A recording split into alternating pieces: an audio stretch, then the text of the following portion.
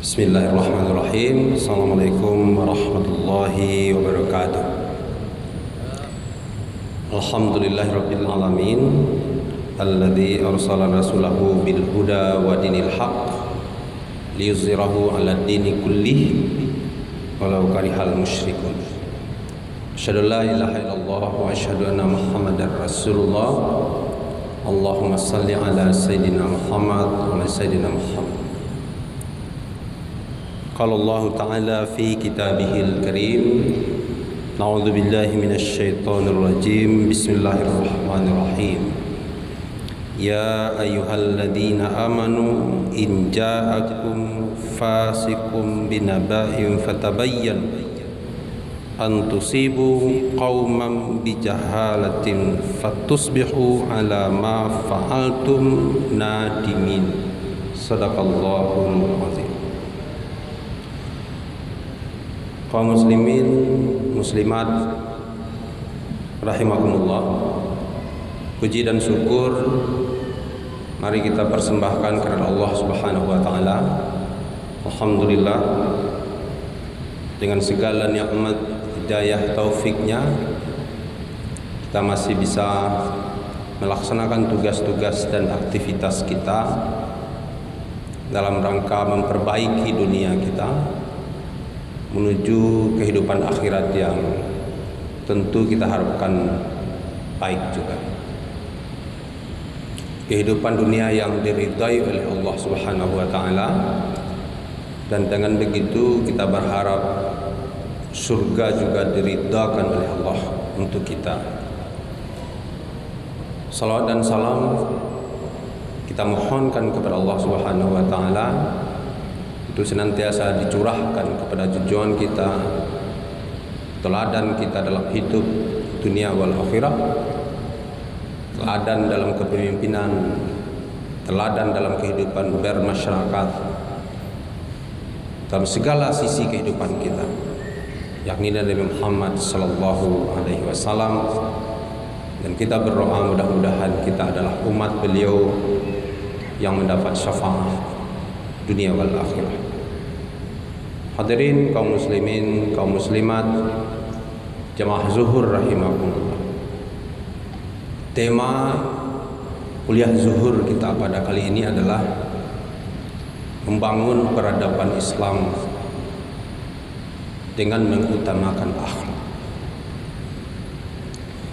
Surat Al-Hujurat yang kita bacakan tadi mengisyaratkan kepada kita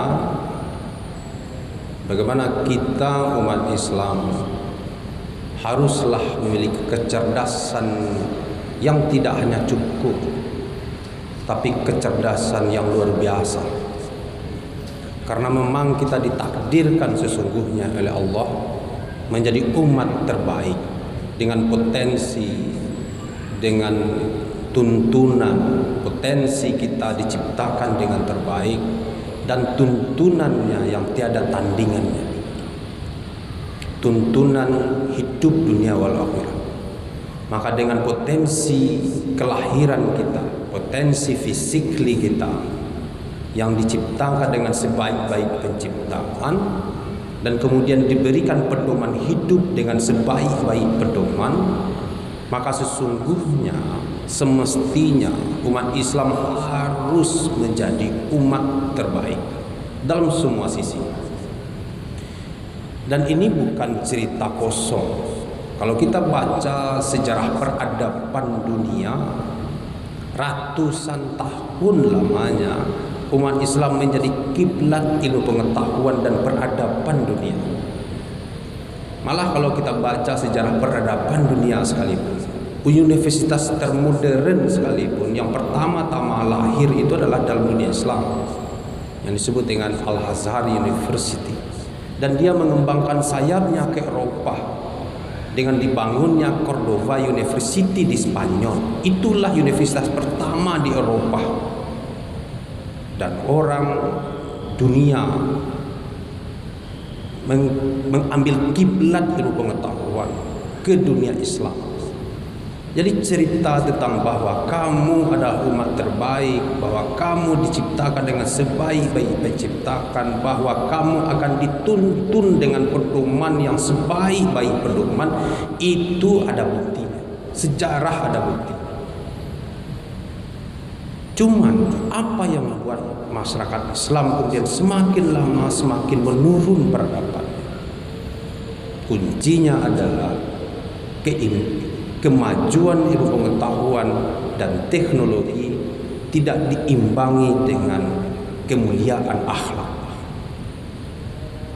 Kemajuan ilmu pengetahuan dan teknologi, kehebatan dalam soal duniawi tidak diimbangi dengan akhlakul karimah. Disitulah kalau kita baca sejarah peradaban Islam pelan-pelan mulai mundur.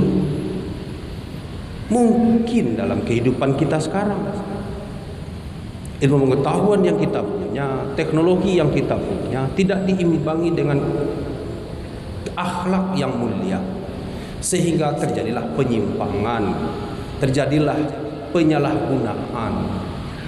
Kaum muslimin, kaum muslimat jamaah zuhur rahimahullah, kalau kita baca runut surat Al-Hujurat, itu adalah tuntunan bagaimana kita hidup dalam kehidupan sosial kemasyarakatan, mengedepankan hubungan sosial dengan mengutamakan kemuliaan akhlak. Apakah hubungannya dengan sesama Islam, sesama Muslim? Apakah hubungannya dengan agama-agama lain di luar Islam? Termasuk juga bagaimana hubungan kita dengan makhluk lain di luar makhluk manusia, dituntun oleh Allah Subhanahu wa taala. Makanya kaum muslimin, kaum muslimat, jamaah zuhur rahimakumullah, kalaulah kita ingin mengembalikan kembali, membangkit batang terendam dalam kehidupan masyarakat kita, yang sebahagian kita mengkhawatirkan bagaimana peradaban itu dimunculkan, ditampilkan oleh orang Islam, maka satu-satunya adalah kembali kita memuliakan, menampilkan kemuliaan akhlak. Tuntunan Allah Subhanahu wa taala bagaimana kita harus bersikap dalam kehidupan masyarakat luar biasa banyak dan lengkap. Tuntunan Allah dalam Al-Qur'an dan tuntunan Rasulullah sallallahu alaihi wasallam dalam sunnah-sunnah dan hadis-hadis luar biasa lengkap.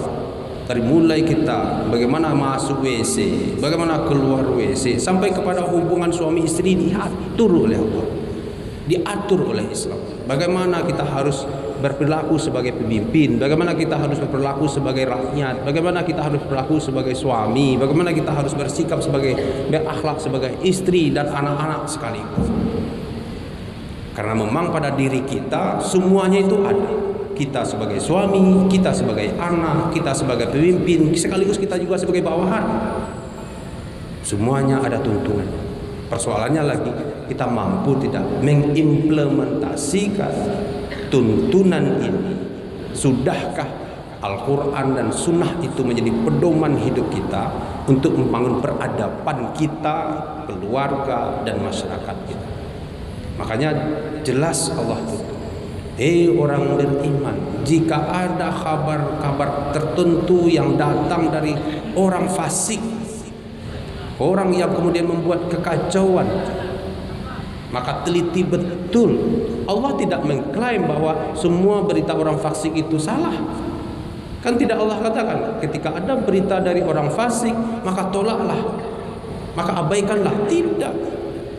Berita dari orang fasik sekalipun, kalau kita ambil sisi positifnya, Allah masih pertimbangkan. Apalagi kalau dari berita-berita dari orang-orang yang kita yakini itu adalah orang-orang baik. Dari orang fasik sekalipun, teliti dulu sebelum menolak atau menerima.